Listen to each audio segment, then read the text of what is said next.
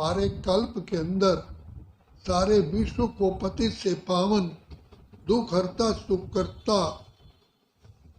बनाने, दुख हरने वाला एक पिता परमात्मा ही है, जिसको सब भक्त जो सब ऋषि मुनि तपस्वी योगी याद करते हैं।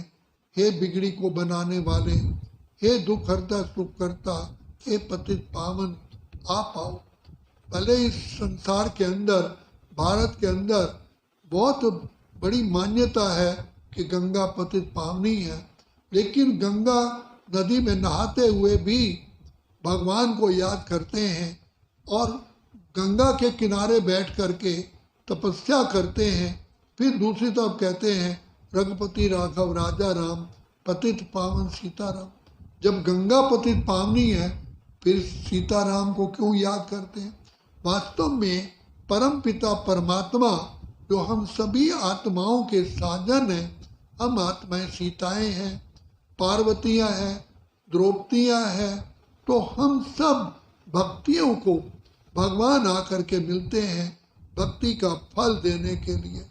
तो कहा गया है अनन्य काल की भक्ति के पश्चात भगवान मिलते हैं। भगवान क्या करते हैं? वो आकर के हमको ज्ञान अमृत से स्नान कराते हैं, ज्ञान की वर्षा करते हैं। और ज्ञान अमृत जैसे धरती पर जल पड़ता है तो उपजाऊ हो जाती है, फलदायक बन जाती है, ऐसे ज्ञान सागर पतित पावन परम पिता परमात्मा के ज्ञान जल से हम सब जो आत्माएं टोटली सूख गई हैं, जो बिल्कुल ही पिता परमात्मा के याद के लिए परमात्मा से पुकारती हैं कि आकर के हमारे दुख दूर करो, हमें अज्ञानता की नींद से जगाओ। तो परम पिता परमात्मा एक ही बार इस सृष्टि पर आते हैं। कल्प कल्प के संगम युगे, सतयुग त्रेता द्वापर कलयुग को एक कल्प कहा जाता है। तो जब एक कल्प समाप्त होता है, नया कल्प शुरू होता है, तो नया कल्प का शुरुआत सतयुग से होती है। तो कल्प का अंत है कलयुग। एक कल्प के अंत में कलयुग है और दूसरा कल्प सतयुग है। तो कलयुग को सतयुग बनाने के लिए पिता परमात्मा का इस सृष्टि पर अवतरण होता है। इसलिए बाप को कहा जाता है पतित पावन, बिगड़ी को बनाने वाला। जो संसार बिगड़ चुका है, ऐसे संसार को पिता परमात्मा आकर के हेवन, पैराडाइज, स्वर्ग, वैकुंठ, जन्नत, कृष्णपुरी, राम राज्य बनाते हैं।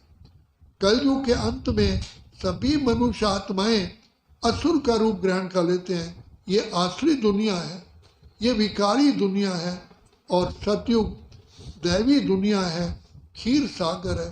तो कैसे आसुरी दुनिया को, विषय सागर को क्षीर सागर बनाना, दैवी दुनिया बनाना, ये कार्य केवल एक परमपिता परमात्मा का ही है, जो इस एक कल्प के अंत और दूसरे के पुरुषोत्तम संगम युग पर आकर के ये कार्य करते हैं।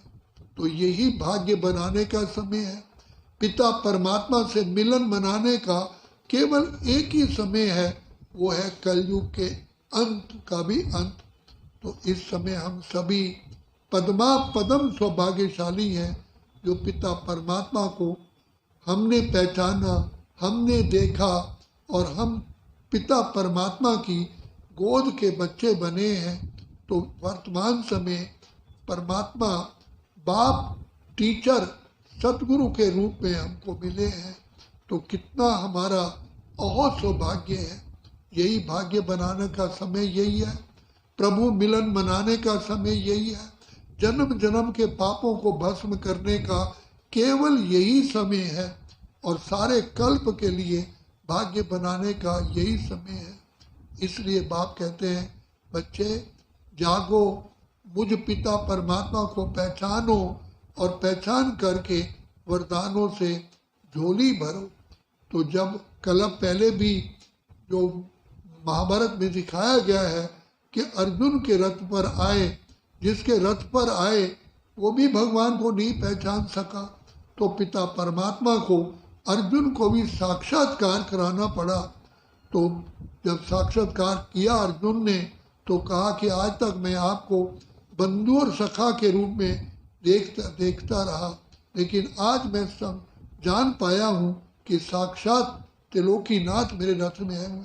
तो पिता परमात्मा को अति साधारण रूप में आए हुए को देख करके पूर्णमति और मंदबुद्धि लोग उनका तिरस्कार करते हैं। तो क्योंकि पिता हमेशा साधारण रूप में ही बच्चों के सामने आते हैं, बाप कभी चमक दमक के साथ बच्चों के सामने कभी प्रत्यक्ष नहीं होते। तो हमारे पिता परमात्मा भोलानाथ है, भोलानाथ भोला भंडारी है, हमारी भूलों को क्षमा करने वाले हैं। तो इस समय पर अति साधारण तन का आधार लेकर के, जिसे ब्रह्मा कहते हैं, तो ब्रह्मा के द्वारा नई दुनिया की स्थापना होती है। तो पिता परमात्मा जिस तन में प्रवेश करते हैं उसी को ही आदि देव ब्रह्मा आदिनाथ कहते हैं। तो ब्रह्मा के द्वारा ही नई दुनिया की स्थापना का कार्य होता है।